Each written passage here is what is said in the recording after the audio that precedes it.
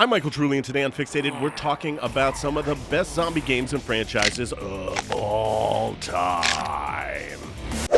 Here at number 7 of all the games on this list, this one has the youngest ESRB rating, but that's no reason to sneer at it. And cards on the table, I love Plants vs. Zombies.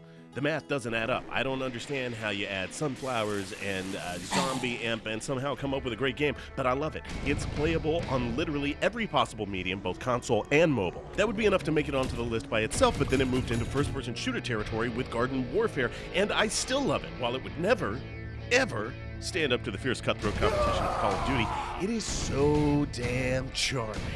And it has a quirky style, all of its own. Here at number 6, we've got Call of Duty. Now, Call of Duty itself is not a zombie game, but Call of Duty Zombies originally started as a fun side mode, and it's spun off in a big way since its origination in Call of Duty World at War. This secondary mode has spawned its own timeline and continuity, and has started to pull in well-known actors to voice the characters, gathering even more for its upcoming Zombies in Spaceland, which has David Hasselhoff as well as Seth Green, the creator of Robot Chicken. Call of Duty Zombies now encompasses 23 different maps and is just begging for its own game. It essentially functions as a siege mode and is the only game here that has zombies trying to break through barricades to get at the characters who are trying to defend the inside. That's some classic zombie action. Number 5, it's Dying Light, which is a respectable, if not a stunner, in terms of review scores and story. But it firmly espouses Zombieland's mantra of cardio. Rule number 1 for surviving Zombieland: cardio. It turns you loose on this crumbling open world with parkour skills to avoid, outrun, and outclimb its zombies. And when that fails, wail on them with some fierce melee. Its shifting day and night patterns changed how you play, moving you toward a more stealth experience as the zombies, and worse, came out at night. While it sometimes stumbles, it focuses on delivering a fresh gameplay experience that deserves to be rewarded. That's why it gets on number 5. Dead Rising duct tapes chainsaws to a kayak paddle and fights its way through to represent right here at number 4. While imbued with its own weird sense of goofiness, Dead Rising was one of the first games to capture the most frightening aspects of zombies, which is pure, sheer, unadulterated numbers. The bosses, or psychopaths, were other humans and were all interesting in their own way.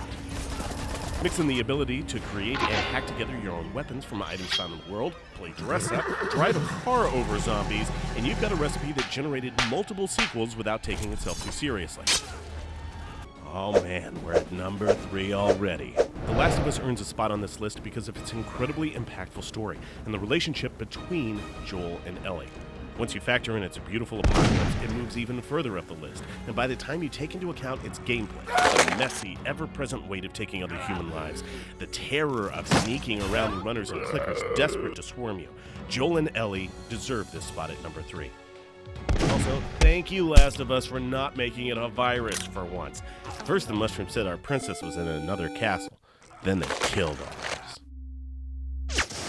Right here at number 2, we've got Resident Evil. And while it wasn't the first zombie game, it was really the granddaddy of all other zombie games to come. And the franchise would generate numerous sequels. It would spawn multiple movies and even spread to toys and comic books. So by sheer influence alone, it muscles its way onto the list. First games were legit scary, with the angle of gameplay tucking the unknown behind every corner. And while the gameplay would evolve to become more action-focused, the early versions were known for their puzzle solving as well. Before we get to our number 1, we want to give a quick shout out to some respectable zombie games that didn't quite make our list. DayZ, this may never leave early access. Who can tell? Minecraft, it's got those baby zombies that ride chickens.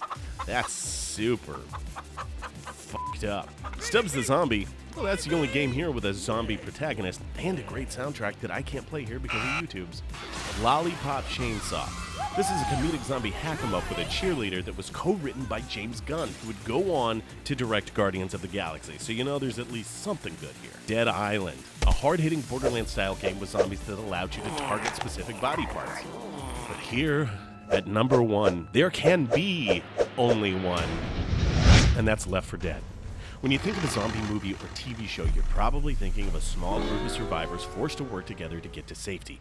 And nobody on this list delivers on this idea more than Left 4 Dead and its sequel. while it emphasized the constant communication and teamwork of its survivors. What really pushes Left 4 Dead to the top of this list is Director, a dynamic system for pacing the game and providing a challenge, which works with its music system, resulting in incredibly cinematic moments that you can play. These rival some of the best moments in the finest zombie flicks. Also, oh god, shh, everyone be quiet, shh, the witch. Everyone be cool, That's all for us this week here at Fxated. If you like the thing, make sure to like, subscribe. Did we forget any that you love? Let us know in the comments below. It's really cool. Shh. Okay. That's really, really cool. And we'll see you next time.